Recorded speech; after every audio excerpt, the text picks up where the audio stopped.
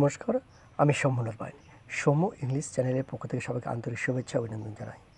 এখন আমি শুরু করতে চলেছি একটা interesting video.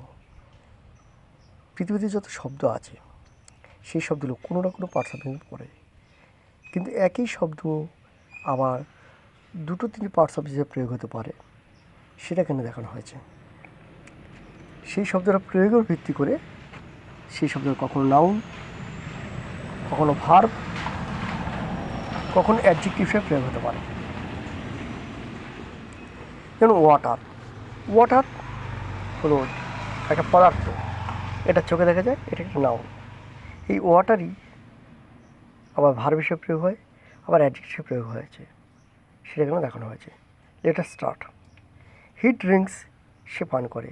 A glass of water, এক গ্লাস জল। এখানে কিন্তু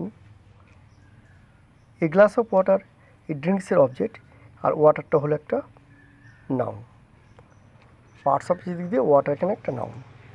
সেকেন্ড বাক্য, সি ওয়াটার্স, সে জল ঢালে প্ল্যান্টস, চারা গাছগুলোতে।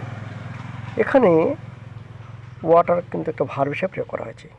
সি সাবজেক্ট, যেহেতু subject third person singular number, তাই ভার্বের সঙ্গে এস যোগ হয়েছে। এটা প্রেজেন্ট ইনডিফিনিট টেন্স, তাই ভার্বের সাথে এস যোগ হয়েছে। পরের বাক্য, the water pipe of the রোডের যে ওয়াটার পাইপটা ইজ লিক হয়ে গেছে। এখানে কিন্তু ওয়াটারটা পাইপের দোষ বোঝাচ্ছে, অর্থাৎ এখানে ওয়াটারটা অ্যাডজেক্টিভ হিসেবে প্রয়োগ করা হয়েছে।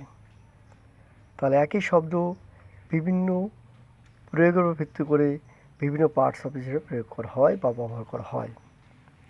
এখানে এই ভিডিও সমাপ্ত হলো। যদি ভিডিওটা একটু ভালো লেগে থাকে লাইক, কমেন্ট, শেয়ার ও সাবস্ক্রাইব করতে ভুলবে না। নমস্কার।